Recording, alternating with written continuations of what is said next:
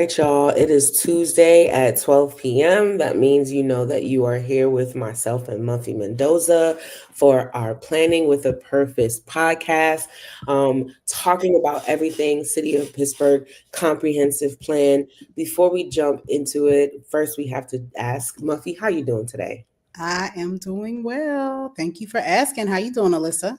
I'm feeling grateful to see another day. So I'm going to stand and plant myself firmly in that gratitude for today. So Mhm. thank you so much for asking. If you are here with us, you know you are talking about planning with a purpose for PGH 2050. This is a weekly live stream hosted by myself and community builder Muffy Mendoza every Tuesday at 12 p.m.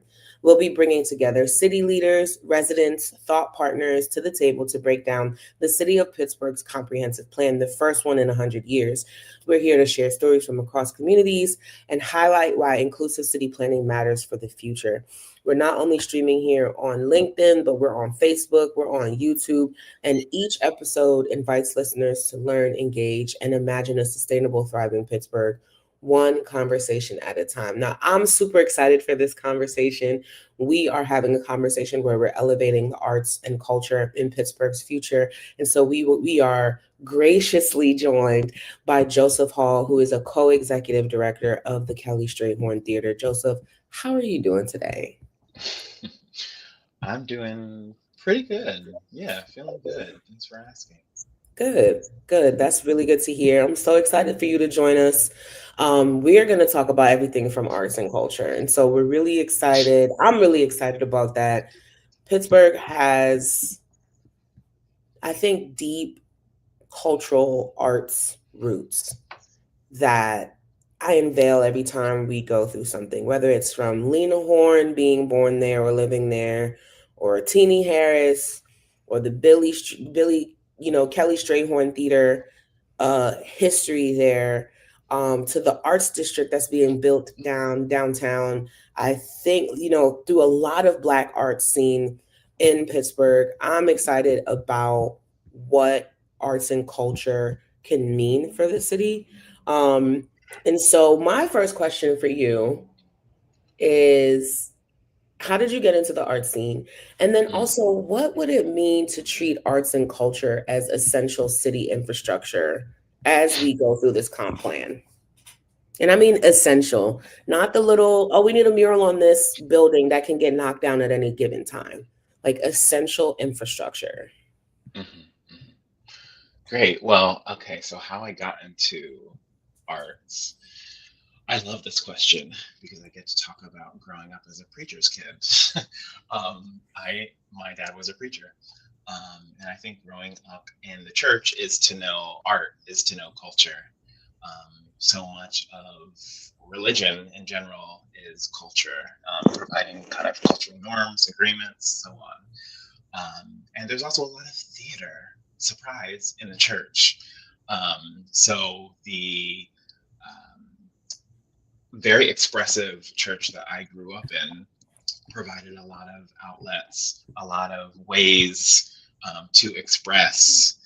Um, and from there, in school, I was in all of the arts that I could participate in: visual art, choir, band, all the things. And then in college, I studied ceramics. I studied visual arts, but was always involved in performing arts, performing myself. Um, in terms of my professional career, I started at the Cultural Trust and the Symphony, working as a ticket seller, and then eventually I found Kelly Strayhorn Theater. Back in the day when you could find internships on Craigslist, I found an internship at Kelly Strayhorn on Craigslist.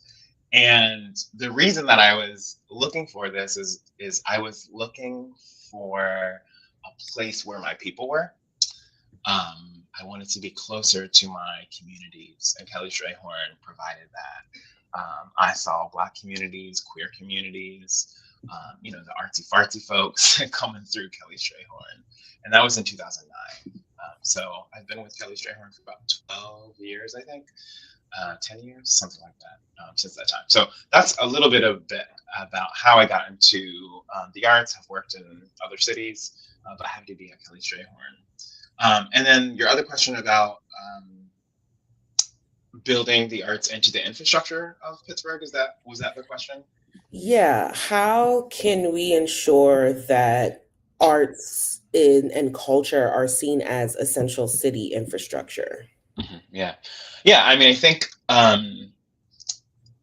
one, it already is. In part, it's about recognizing it as what it is. I mean, I think to be human is to have art, is to have culture. It has always been a part of the infrastructure of how we build communities, how we build agreements, how we live and thrive, how we interrogate um, the ways that we live together. And I do think it's important to separate culture and to separate art. So often we say art and culture, but actually they can live separately in many ways. Everyone participates in culture, everyone makes culture. I don't care who you are, where you are, what you do for work, you are making culture. You can be working as a construction worker, creating culture inside of the city. If you put out a parking chair in front of your house, you are participating in creating culture. That is something that we know about Pittsburgh. People talk about the parking chair. That is now part of the culture. And so that is culture. Those are kind of norms, habits, practices that we do together. For me, art is a way of interrogating that culture that we've built together. Whether it is culture that we think is suspect and we need to ask hard questions about, or whether it's culture that we want to celebrate, whether we want to celebrate each other, whether we want to call in each other. Art is kind of a tool to help us do that. Of course, art contributes to the culture, and culture and art, that's why they're placed together so often.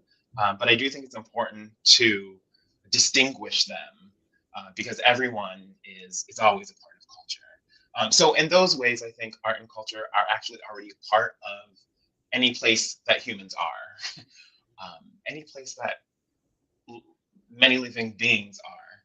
However, it's also important that cities, governments understand the importance of these tools that we've had for centuries and centuries, and create a plan around them. Create a plan to think critically about them and think how we want to see art, see culture show up in our city. I think in Pittsburgh we have such a great opportunity to focus on culture because we still have a problem with the identity of Pittsburgh. Yeah.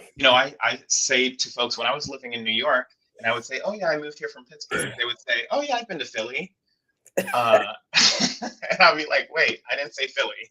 I said Pittsburgh." I'm like, "Think Ohio, think over there."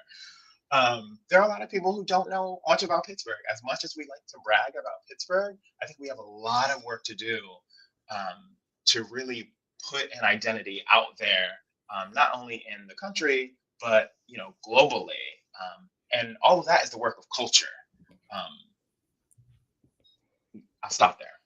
I'm really glad you said that because my next question was going to be around identity because I think Muffy and I are constantly having conversations on these podcasts about preserving, holding on to, maintaining Pittsburgh's identity. And then I had the question, well, what is Pittsburgh's art identity?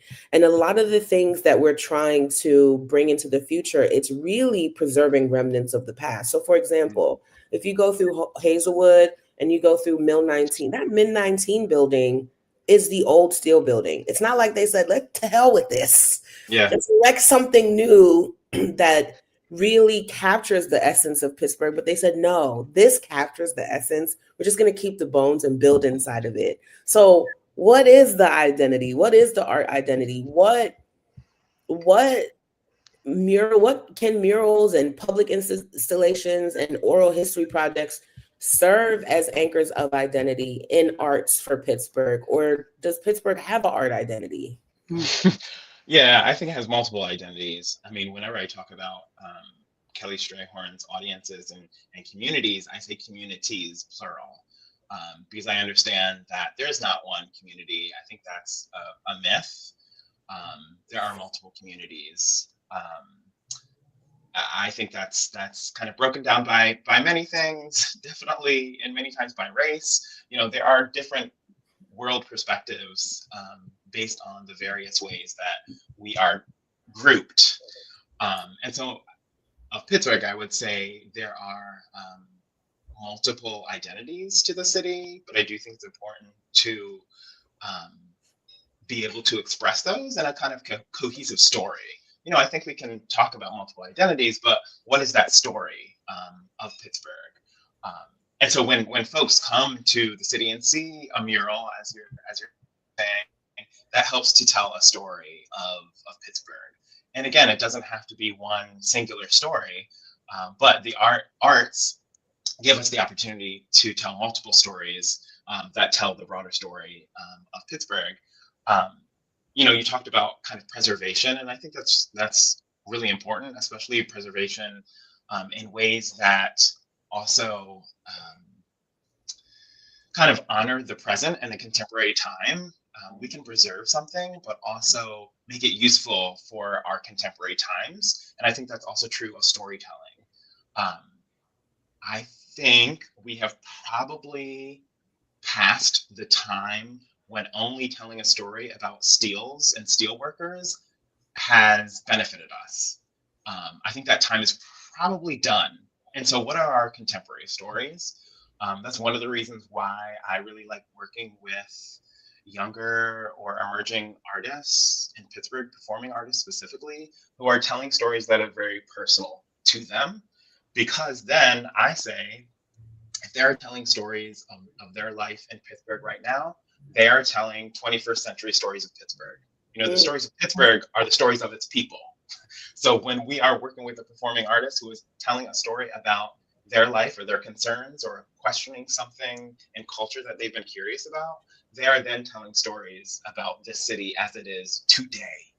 And we need more of that. We need more support for contemporary stories in this moment right now, or else we will always be telling a story of the 1950s or 40s or whatever. And that can only serve us so far. I agree with that. And I'm glad, because when Alyssa asked the question, that's immediately what came to my mind, is hearkening back to the story you talked about when we first started talking today, which was about growing up as a preacher's kid. And I think that is the identity of Pittsburgh. Pittsburgh is a niche city with 90 neighborhoods and thousands of different stories. I remember growing up in the Hill District. I cannot remember this man's name, but he used to go and collect just stuff from the Hill, and he would make art, and he would make it at various places. He would paint murals all over the Hill District. And I think that is it. Like, it is this niche city with 90 different neighborhoods. It is a real melting pot of Eastern Europeans and Black folks and Jews, and everybody is there, and everybody is creating their own fabric on a quilt that we're all kind of contributing to. And because we are contributing in mass and in niche, we don't always see that there is an identity there until we remove ourselves from it. But I wanted to ask you about, like, how do we, because I think one of the issues is that not everyone is getting equitable access to the contribution of the quilt, right? And so I think we need to ask the question of, like, who gets to interrogate the culture to create art, and how do we do that in a way that utilizes land? Because one of the larger issues in Pittsburgh right now is housing, is vacant lots, is the lack of access to stuff in communities. And Alyssa and I keep talking about the fact that the communities have what they need. It's just that the land is not being used, like you said, to interrogate the culture and to actually develop something that is a production of the interrogation of the culture. So as a culture creator, as an arts maker in the city, who should be taking up that space? Like, who should we be allowing to make a greater contribution to the quilt? That is so profound. Wow, that was great. Yeah, that's good. That's good. And I'm sure you have ideas about this, and I I do, but I want to hear yeah, yours. yeah, I want to hear yours too. Um, I mean, I think it's, in part, it's all of our responsibilities to make that happen. I think obviously it is the responsibility of those in particular positions of power to help make that come to fruition even more. I mean, in art and culture, we rely a lot on philanthropy. As we know, Pittsburgh has a very robust philanthropic ecosystem. And that is in part because of what the country have called like the tycoons of the U.S.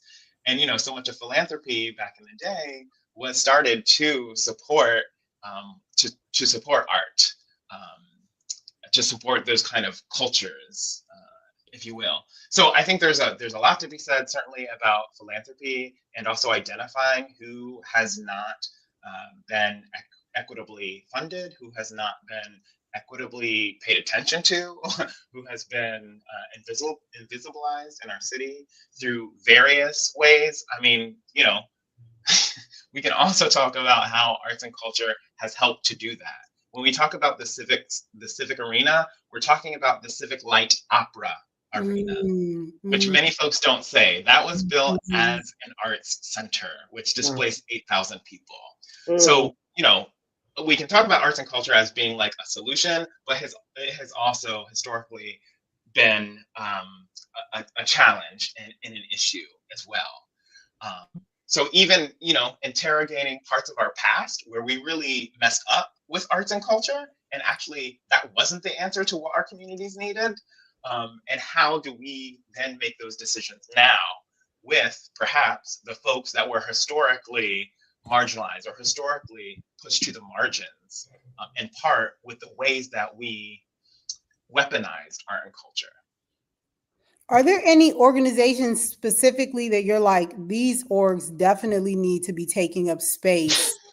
Look, I'm gonna ask the question because I feel like we need to start calling a thing. Like, these are the orgs that are making huge impacts, that are adding, without the equity of funding, without the equity of presence in the marketplace, but are still adding huge contributions to the quilt, but just ain't getting the recognition or the funding to do what they need to do.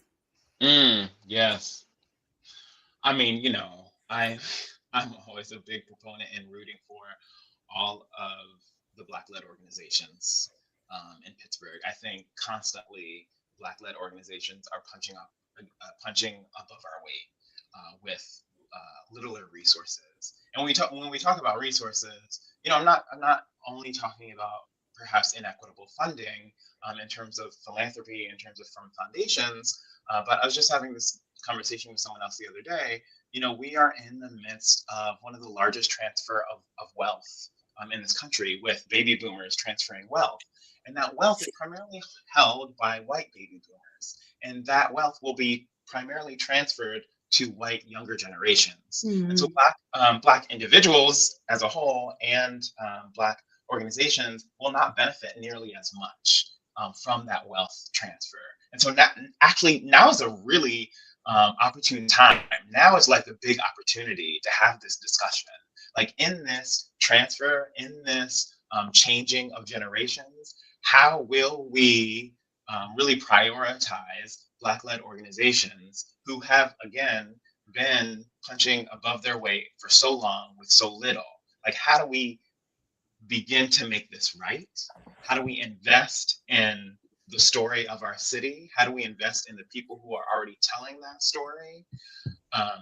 And I think that is part of it, having that type of conversation, not only from, again, the philanthropic side, but this time when we're experiencing one of the largest transfers of wealth. I think there are a couple of things that you mentioned that I feel like are so much a part of Pittsburgh's identity. And then, so I'm curious about how the comp plan can support smaller cultural specific organizations like the Kelly Strayhorn Theater, like Boom Concepts, like Brown Mamas, like the Legacy Arts Project. I hear that art has been used as a tool of displacement. That is a Pittsburgh personality.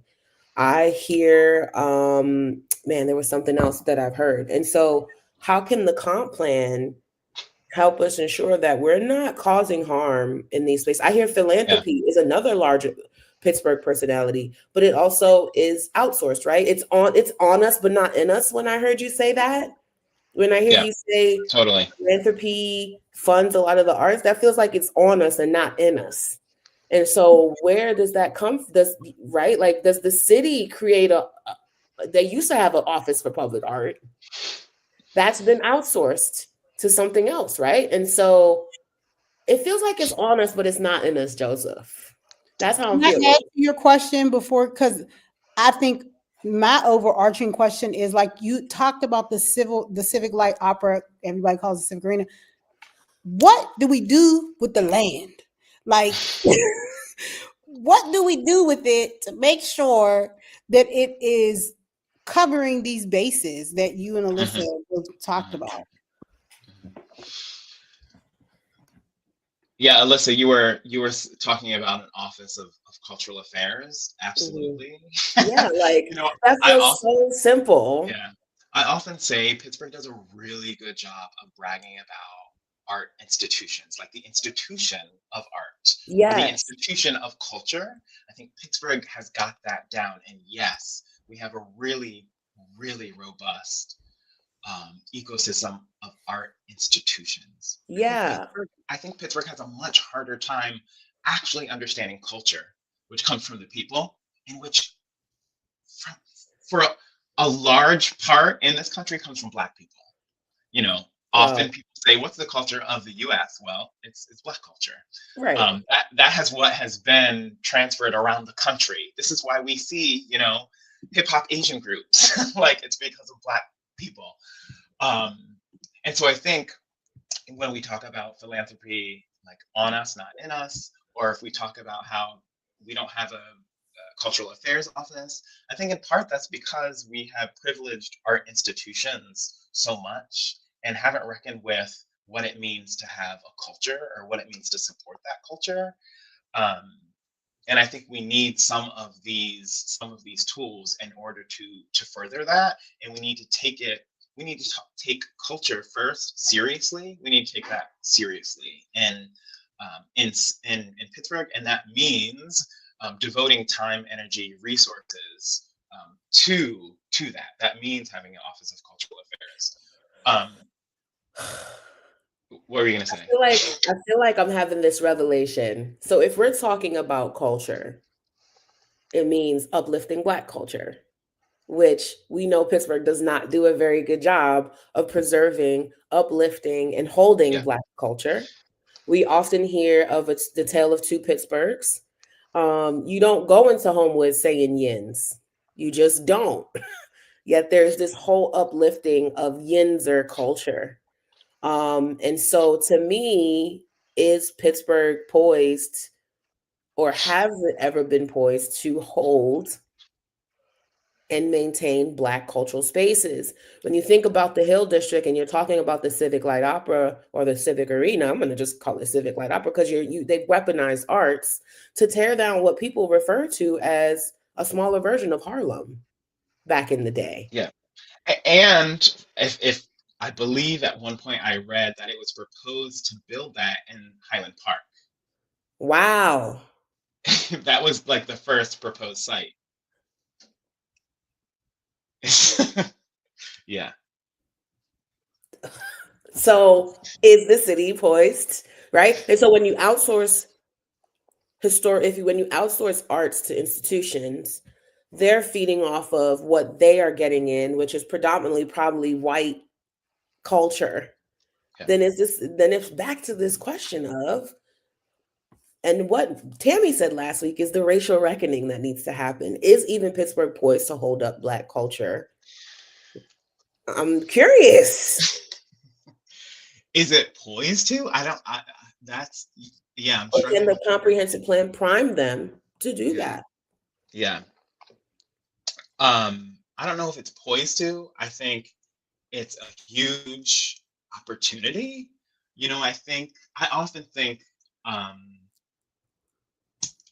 Pittsburgh is in a place where I believe it can take risks um, because of its size, because again, people aren't really sure of what's happening in Pittsburgh, sometimes aren't sure of our identity.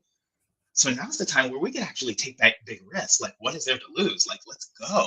Right. And so I think it could actually be a model city for some of the things you are talking about. Yes, a racial reckoning.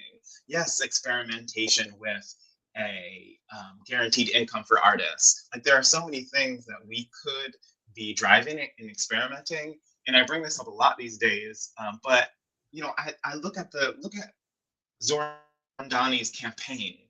There were so many things that were activated, that were tried throughout that campaign that politicians have not done, in part because they think they have an understanding of what the people want to see.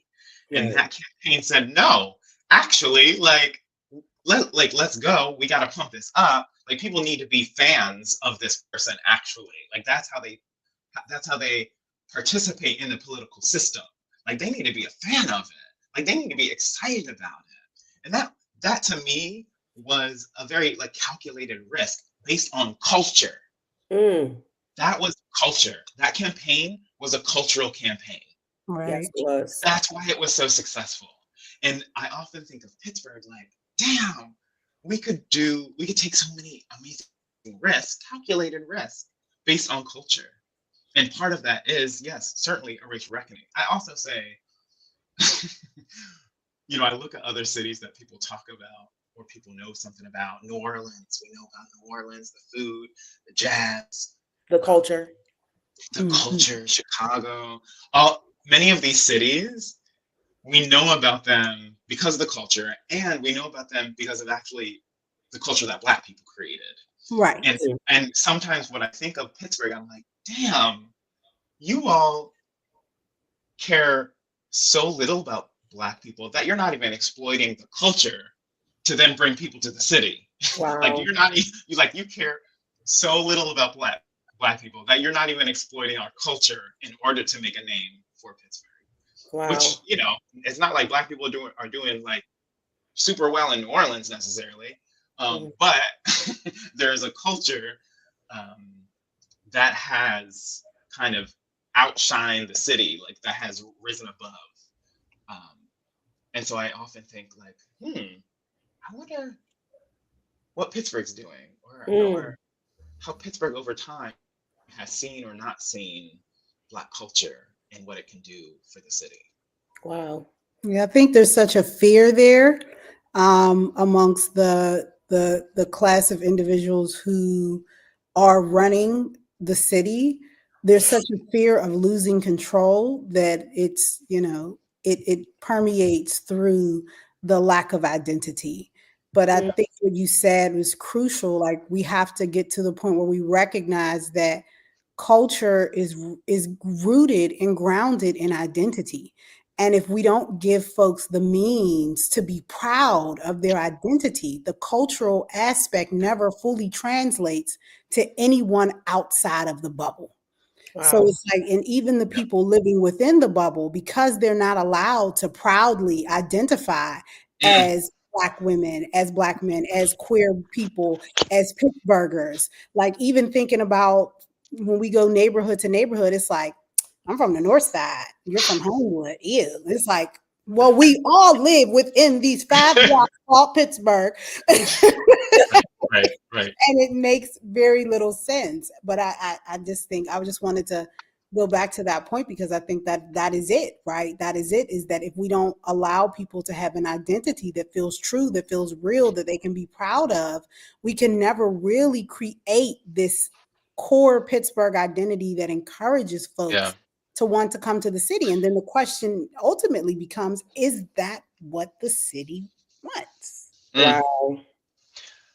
Yeah, and over the years, I've always experienced Pittsburgh kind of comparing itself to other cities, or people Yeah. saying like Pittsburgh's the White Atlanta. Brooklyn of it's like all these things, which I often actually feel like Pittsburgh replicates and says, like, have you heard? This magazine said we're the new blah blah blah of the Midwest. Right. It's like, come on, Pittsburgh, work on actually being Pittsburgh. Like, work on your it girl. Yeah. I also often say that Pittsburgh has a self-esteem issue. And I think that's partly what it comes down to. Like, for some reason, the city is so self-conscious, so lacking in self-esteem, that it can't actually show up first as Pittsburgh with all of its precarities, with all of its unique characteristics, and be able to tell that story. It's so funny you say that, because I feel like that's antithetical than the people that we actually experience. Do you go to Manchester? Those people believe that they are in a state of their own, okay? You cannot live that way without Pittsburgh, PA. You can't live that way without true confidence and conviction. You can't, you cannot, and so I'm thinking about all these ways permeating culture, right? Even football and baseball, we don't have a lot of HBCU related jerseys. We don't have a lot of jerseys where they're just, one night they're just, sometimes they do Jackie Robinson night. We're not doing really Sturgill or Clemente just on the jerseys, right? And so my question for you is then, how are we using artists? I always get to this point where I just got out of a meeting and I'm like, maybe we can get an artist. And it's always this mystery. Well, how much should artists be paid? What's their worth? We're always questioning their value. Can we use them as planners? Can we use them as developers? Can we use them as other strategic partners? And so that this permeation is leading me to, are we using y'all correctly? Well, just to speak to those questions first, I think they're good questions, and they're questions that can easily be answered because you have a bunch of artists, a bunch of arts administrators, art service organizations who know the answers to that question. I know that there have, for the past 30 years, been a resident artist in waste management in New York City. For the past 30 years. In waste management? Yes, I know this. I know that there has been a guaranteed income program in the state of New York under Creatives Rebuild New York. Wow. That happened. I think it was a 3-year program. But it makes sense. Yeah, of course. So it's great that Pittsburgh is asking these questions, and they're easily answered. And the folks who have those answers are the folks who are in the arts, either artists or, again, arts administrators. And not only are there answers, but there is a lot of data. A lot. Creatives Rebuild New York published, umpteen studies. I think it was that particular one was supported by several foundations. I think their overall budget for the 3 years was like $125 million to run that pilot program. So, we've seen the impact of artists in city government. We have seen that. We can look at, I'm forgetting the Latin American country where the president used this theatrical practice with many of their government officials, with folks who were like directing traffic. I'll follow up with it. If I had a theater person here with me, they would know what it was. But we've seen actual theater practices implemented inside of city government at a country level, at a whole state level. So these things aren't new. There's data, there are studies behind all of this. Again, it's good these questions are being asked, and the answers are readily available. Yeah. If we treated arts like roads, bridges, utilities, what would be different? Well, it wouldn't be a nice to have thing. I think many times it's like a nice to have thing, or it's if you can afford it. It would be built into the healthcare of this nation, because participating in arts and culture can be a type of healthcare. In fact, in other countries. It is built in, and it's called, what is it called? Social prescribing. So in Australia, on a state level, they have implemented social prescribing, where your physician can prescribe you an art or cultural event. You're suffering from loneliness, anxiety, whatever. Here, please go to this go to this West African dance company performance. Go to this art opening, whatever. The NEA has studied this with countries that have implemented it. Australia being one. I want to say Canada was on that panel. This was a panel that I attended several years ago. So it's definitely, it is 100% part of, and should be part of our infrastructure, of our wellness practices, of our community building. This is kind of how we live, how we thrive, how we can make sense of what we're doing with each other in this short time that we have together. But it does need to be built inside of a comprehensive plan at a city government level. I think if the government isn't taking it seriously, then it's not going to be taken seriously. Right. We have to build all kind of makeshift infrastructure around it. Right. But if it was baked in to comprehensive plans, to city government, then it would undoubtedly be felt and be accessible to the citizens. Other cities have adopted cultural plans, which is a plan all about the cultural assets and what the vision of the future is. In 20 years, what do we want our city to look like based on the cultural assets, based on art? And this is part of what the comprehensive plan can do. We already have a comprehensive plan on a city level and a county level that is in the process of how do we continually bake culture and art inside of that, especially going back to one of my first points, knowing that everyone participates in the art and culture. Not everyone participates in the arts, but everyone participates and creates culture. What does it mean to have a cultural transportation system? What does that look like? What are the priorities of that? We can ask that of anything that we can think of. There is a culture to everything. Agreed. Well, I talk to you like every week, but you still blew my mind today.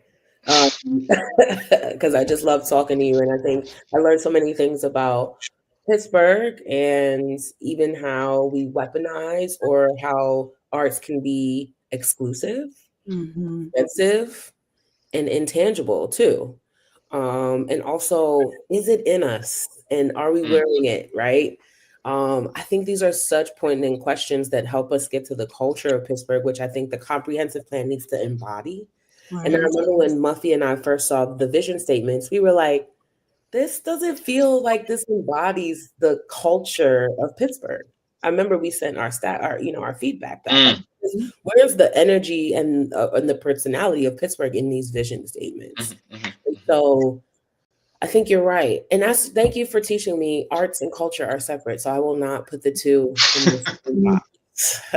They have a relationship. They have a relationship. They go together real bad. They go together real bad. Yeah, but I agree. Thank you, Joseph. This was a really good conversation. And I just think I just love that you brought up that art can be destructive. And it really can in the wrong hands. Yeah. So I appreciated that perspective. Yeah, this was a beautiful conversation. Thank you so much for joining us, Joseph and Muffy. Thank you, as usual, for always giving me life. You guys know we'll be here every Tuesday at 12 o'clock for our Planning with a Purpose podcast, talking about all things around the city of Pittsburgh's comprehensive plan, what we want to see, what we want to know, how you get access to it. So please visit pgh2050.com to learn more about the vision statements, to learn more about the values, to fill out more surveys. Please, please, please get involved. And especially if you want your voice to be heard around something very specific as it pertains to culture or arts or the relationship between arts and culture. So once again, thank you both. Muffy, you give me life. And we'll see you guys here next Tuesday at 12. Thank you so much. Peace.